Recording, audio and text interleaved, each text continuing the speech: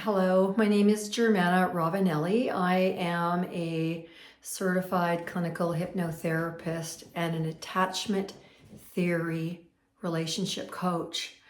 I'm going to offer some information about how to create emotional mastery and emotional health by working with our subconscious mind.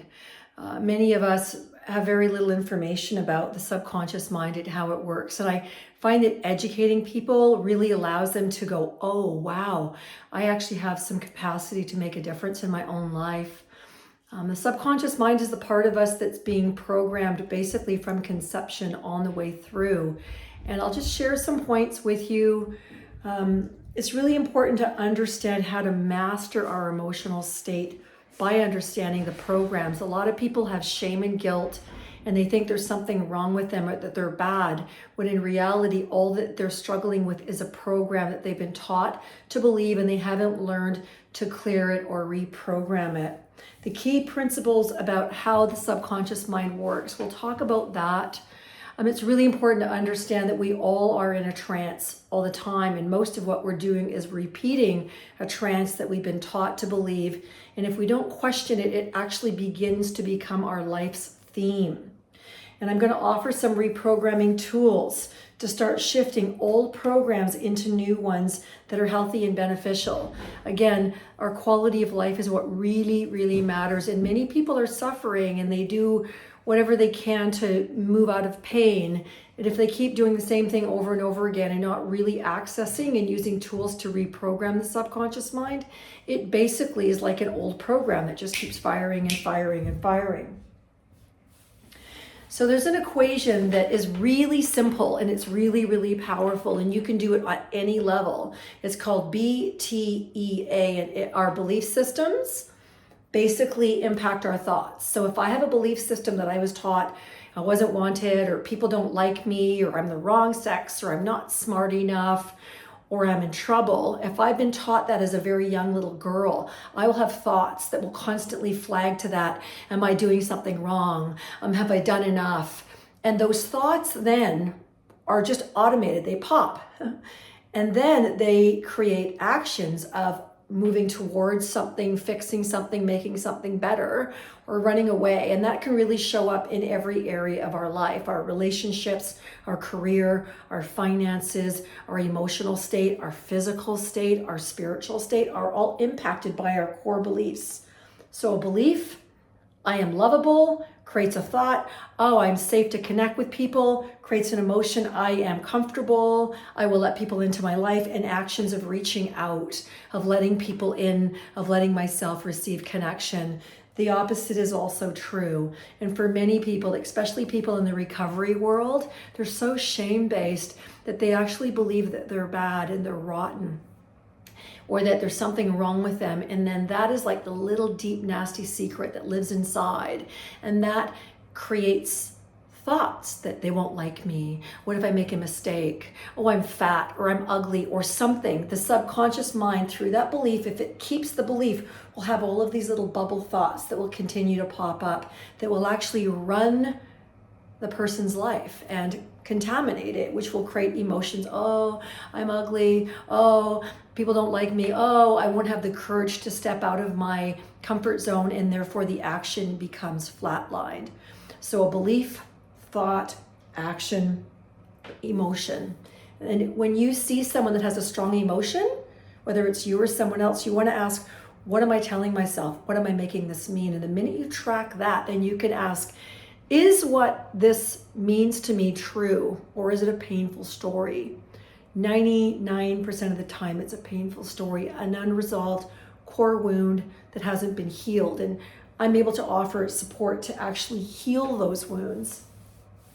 So if we tell ourselves negative stories, such as I'm not good enough, I'm disliked, then we feel uncomfortable. We have emotions like anxiety, fear, and despair.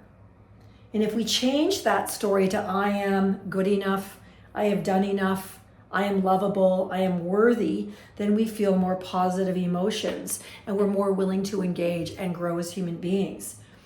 How our core wounds filter into experiences. The mind naturally interprets each experience through a filter. We call it our subconscious reality filter. It will actually create an image, and we will see something that our subconscious fabricates so it feels right. It's wanting to protect us from harm, even if there is no harm there. It will keep creating these scenarios that if you test them, they're not true, but if we don't test them, we actually believe them to be true. As a result, we project our core wounds onto the situation that we encounter. This happens a tremendous amount in relationships. It happens a tremendous amount with, basic self-care. If I have a belief system that there's something horrible about me, my self-care is not going to be very good. In fact, I'm going to think there's no use, there's no point. And if on the other hand, I have a belief that I've done enough, I'll have more energy and my actions will change, and I will do things that actually bring me joy, not from fear of making a mistake or fear of not doing enough. It'll be, oh, I'm enough, I've done enough. And a lot of people that when you see them overfunction or overwork or have anxiety and distress, their unconscious wound is, I'm not enough. And that creates addiction. It creates burning out, it creates depression, anxiety, and many other escaping behaviors. Here's an example, and a lot of the people that are in the dating world will get this. So here's an example. Bob doesn't call when he said he would.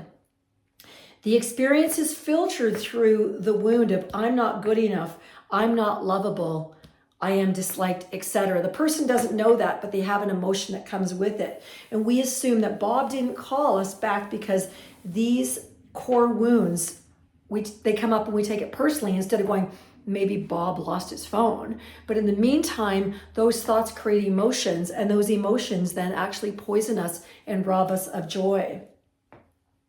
So one of the auto suggestions that a person can use, say if you have a message that says, I'm really, what's one that's really, really easy?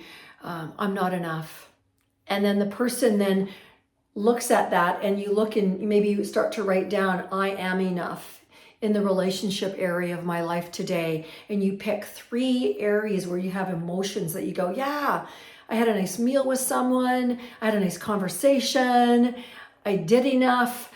And you take 3 things in that one area. I am enough, I've done enough, whatever it might be. I've worked enough, I've worried enough, I've worked out enough, I've made enough money, whatever it is. And you bring that to your relationship area. And every day at the end of the day, you write that in your journal and you let yourself actually feel it, not think it, but feel it, because your subconscious is your body. It's not your mind. And then you might go, I am enough in the career area today when I responded to this email and I responded in a kind way. I didn't assume I was being attacked. I assumed that I am enough and I'm bringing my love, my service to this situation. And I could also look at another place in my career area. I got 3 texts from somebody and I responded quickly and had a boundary about, I will respond on Monday. That's another area of saying I am enough, my needs matter. An example in an emotional area, I am enough. If the mind starts to bring up emotions that are painful, then a person can just ask, what's the feeling that I have? Maybe it's anxiety, maybe it's stress.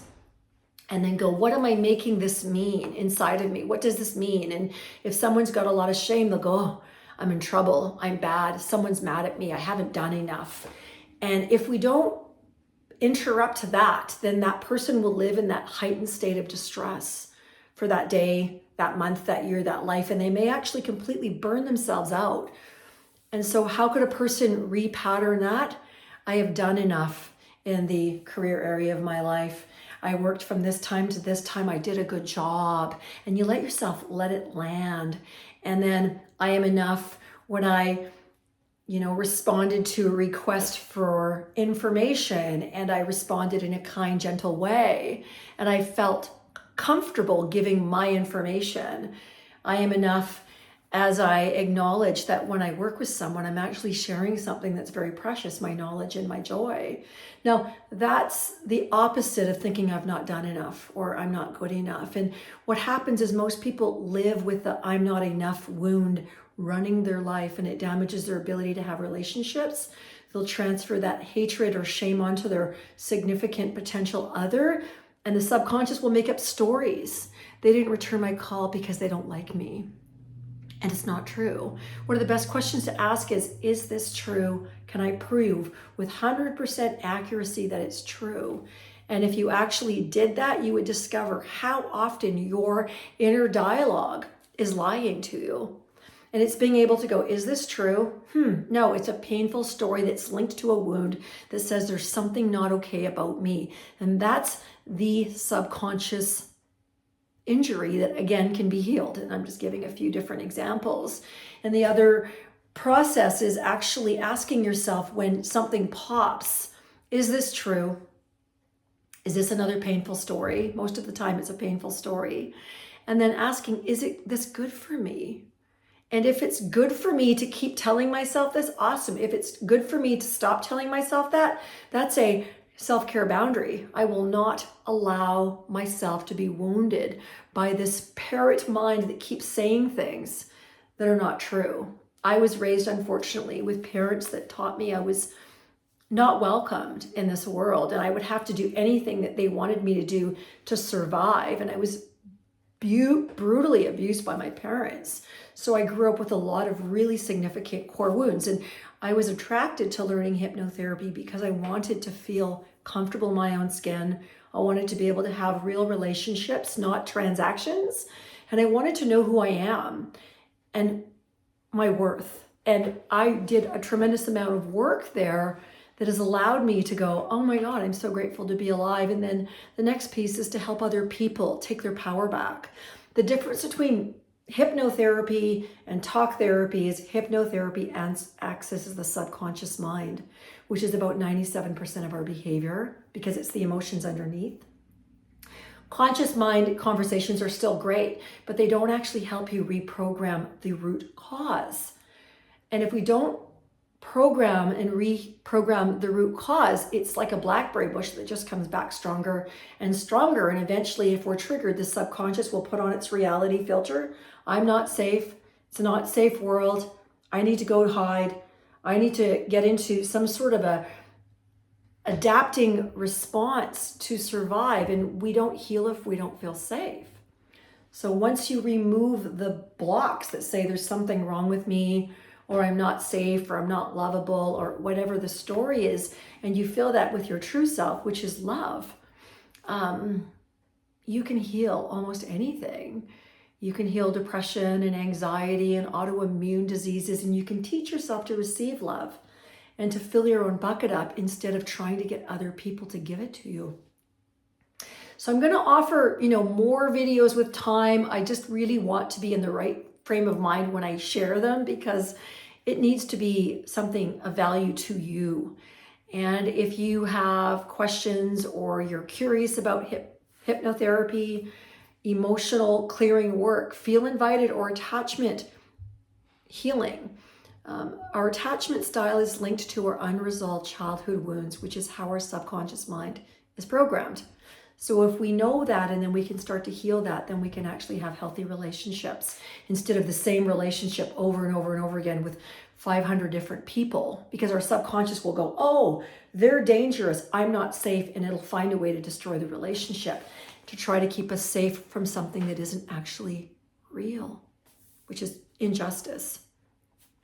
So thank you for watching. Please share it. If you have a special request about hypnotherapy, I'm quite happy to answer it if I can. Signing out from Vancouver Island. Please like and share and subscribe to my page.